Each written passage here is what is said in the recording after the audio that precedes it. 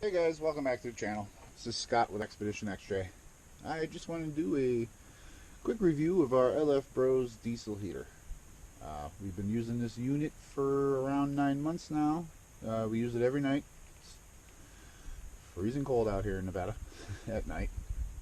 So we use it every single night, and it's been very reliable and works great every day. Turns on every day, all day. We'll go over a few pros and cons about the unit. We'll start with the cons first because there's not a whole lot. We really love this unit, but we'll start with the cons. First one being the exhaust, and I think this is a complaint on every unit, no matter the brand or the make. It's flimsy, it leaks, it's just a terrible design. I wish there was something better. Unfortunately, due to the heat that these things reach, there's really not much that you can do.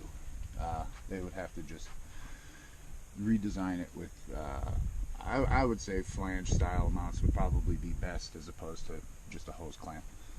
But I thought about TIG welding it, and then that makes packaging and putting it away a bit of a pain in the ass. So we just deal with it. It's outside. We moved the intake so it doesn't go near the exhaust. We just have this set up like this on the table for presentation purposes. We move the exhaust and the intake away from each other, obviously. We run it on 110 or 120, sorry, right to the inverter. But you can run it off of anything. I'll sometimes run it off of a 12-volt battery, so I can put it in my shower when it's cold and I want to take a nice hot shower. I've run it on a 20-volt Harbor Freight battery, but it's just easier just to plug it in real quick with the house style plug. So that's what we use for the most part. Let's see, another con, I would say, but it's really not. It's more personal preference. The display is hard mounted with only like a 3-inch lead. So if you want to utilize your thermostat at all, you'll have to extend that to the area you're sleeping in, like I do here, and I'll post a picture of the other side of that. Then that way you get use of the thermostat like it's, your house. It's a 5 kilowatt unit. I believe that's how they're measured. Yeah, 5 kilowatts. We never use it above low. It doesn't take much to heat the inside of the Jeep, so we just don't use it above low, really. We have used it above high when we were heating our awning room, and it worked great then too. I mean, we just really have no complaints. Another great thing about it is how quiet it is. It's super quiet. You hardly even know it's running. Super hot, but very reliable. Like I said, we use it every day. The automotive style cap is probably the greatest feature aside from everything else, just because it lives in the back of this vehicle and it's bouncing around. We're off-roading every day. We're on the trails every day. That can't leak. I got my cats back there, and it doesn't leak at all. It's been a very great unit. On startup, it will pull about 135 watts. On cool down, it's about the same. While it's running, depending on power level, you could be using anything from 1 amp to maybe 3 or 4 amps. Again, not a whole lot of power. It just takes, regular diesel fuel. I've heard of people running other types of fuels in them, but we just run regular diesel. And like I said, I have hardly no complaints, just that exhaust. I just feel the exhaust can be done better, but that's a universal problem on just about every unit. Everybody has that complaint, I think. So aside from that, and my preference with the display, I heat 2 Jeeps with this every single day, and it works whenever I hit the button. So we'll turn on the unit now so you can see that it's very quiet on startup. I'll keep the camera here next to the exhaust. You'll be able to hear the pump and everything.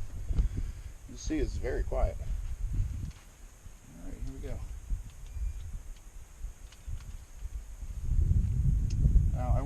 picture of the display, but the display will go through a little scenario of things, and then it'll tell you what volts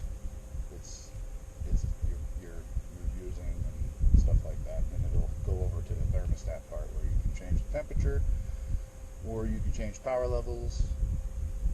It's pretty simple, but we'll let it kick on for its startup mode here.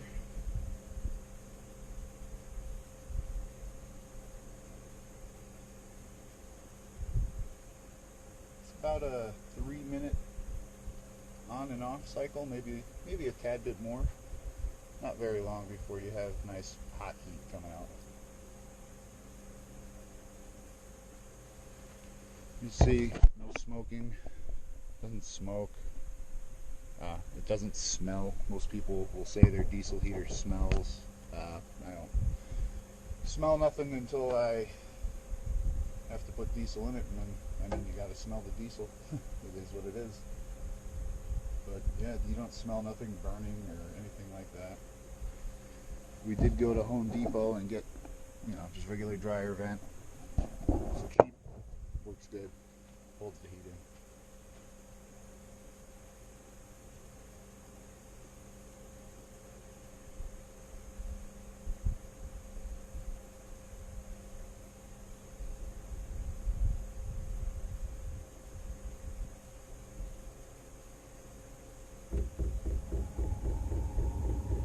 That is the loudest you'll hear of the pump.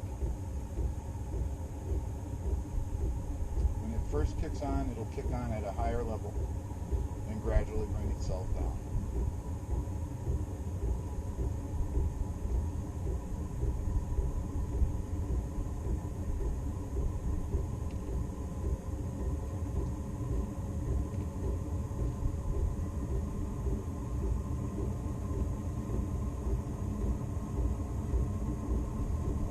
Power up during its on cycle, it'll power up to full power and gradually bring itself down.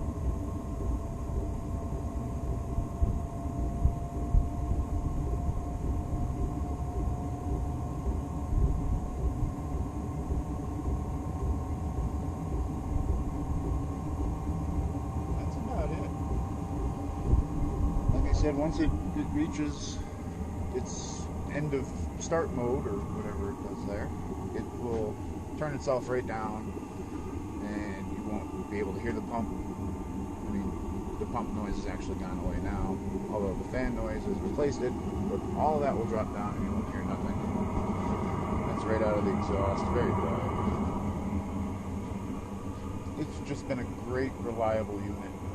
It puts out heat every night, lots of it, and we use it every day.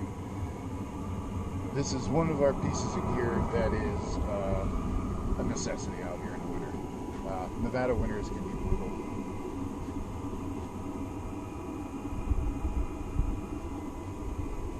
Yeah, so that's a little review of our LFbros diesel heater. I will put a link down below so that you can check it out. We got it on Amazon. It's around $250, I believe. A little more expensive than the cheaper $100 units, but I feel it's worth it just for the peace of mind. Like I said, very reliable. I hit that key fob and it comes on and I'm nice and toasty. So I'll put a link below. We'll be doing more review videos like this, if this is something that you like. And again, these will be real reviews. We won't show you anything just out of a box. We won't show you anything that we don't use ourselves, and we will have some time on the gear and products that we'll be sharing. So there will be real reviews. If we don't like something, we'll let you know.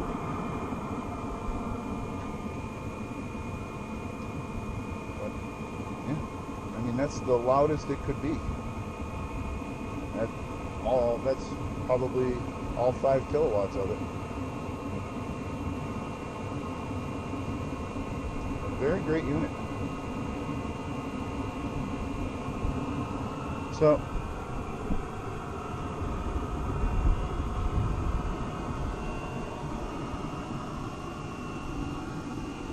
again, if you like videos like this, please like and subscribe. We're trying to grow our YouTube channel a little bit, so all help is appreciated. Thanks for tuning in, and we should have another review video probably sometime next week. Have a good day.